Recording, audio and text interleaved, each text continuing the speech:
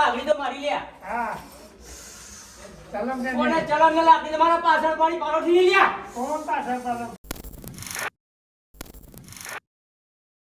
તો નમસ્કાર દોસ્તો, આજે ફરીથી નીકળી ગયો છું હું નવા વ્લોગ સાથે.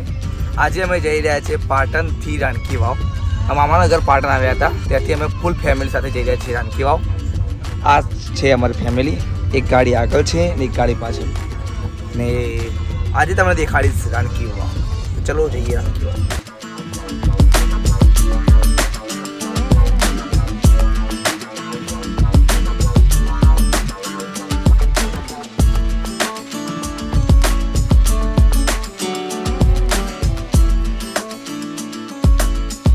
દોસ્તો આવી ગયા છે રાણકી વાવ અને પહેલાં જઈશું ટિકિટ બારીકન. તો મિત્રો, જો તમે અહીંયા આવતા હોય તો સૌથી પહેલાં તમારે ઓનલાઈન ટિકિટ બુક કરાવવાની રહેશે. ઓનલાઈન ટિકિટ માટે તમારે અહીંયા સ્કેનર આપેલું છે, એના પર સ્કેન કરવાનું રહેશે. એ સ્કેન કરશો ત્યારબાદ તમારે ક્રોમમાં એની વેબસાઇટ ખુલશે રાણકી વાવની, અને ત્યારબાદ ત્યાંથી ટિકિટ બુક કરવામાં આવશે. ત્યાંથી ટિકિટ બુક કરશો ત્યાર પછી ઓનલાઈન ટિકિટ થશે.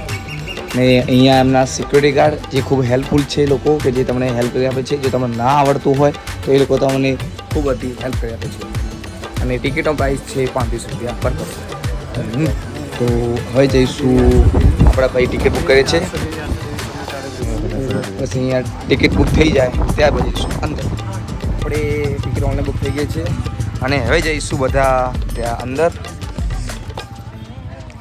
અને તમારે ઓનલાઈન ટિકિટ દેખાડ દઉં. આ છે ઓનલાઈન ટિકિટ જે બુક કરેલી છે. ઓનલાઈન ટિકિટ સ્કેન થઈ ગઈ છે, ત્યારબાદ હવે જઈ રહ્યા છીએ અંદર. તો તમે જાણો જ છો કે રાણકી વાવ શા માટે ફેમસ છે.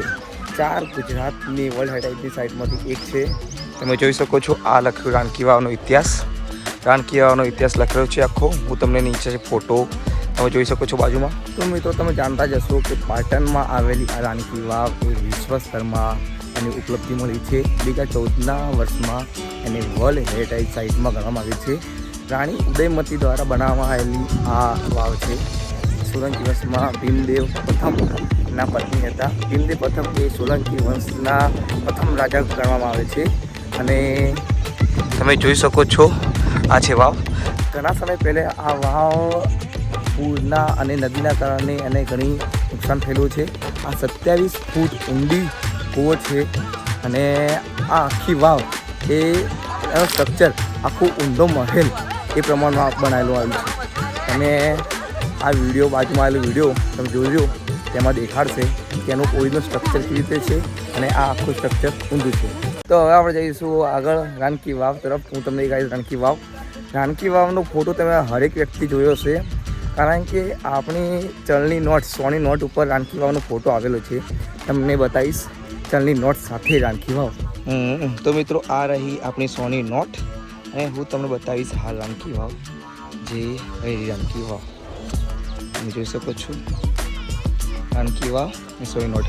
આપણી ભારત દેશની ચલણી નોટ 100ની નોટ પર રાણકી વાવ સ્થિત છે, જે આખો ઊંધો મહેલ પ્રમાણે સ્થિત બનાવવામાં આવેલું છે. તો મિત્રો, જોઈ શકો છો, આ છે રાણકી વાવ કે જેને આખા ઊંડા મહેલ ટાઈપ બનાવવામાં આવે છે. એક રીતે આ મંદિર ટાઈપ છે હોય છે, પણ તેને એ રીતે બનાવવામાં આવે છે કે આખી ઊંધી હોય. તમે જેમ જેમ એની અંદર જશો એટલે 27 ફૂટ ઊંડો એનો કૂવો છે અને રાણી ઉદયમતી દ્વારા બનાવવામાં આવેલી આ વાવ છે. તમને જઈશું નીચે.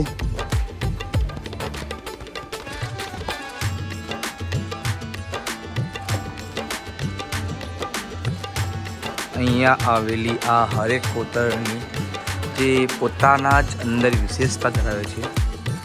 આની હરેક કોતરણી જાતે કરેલી છે.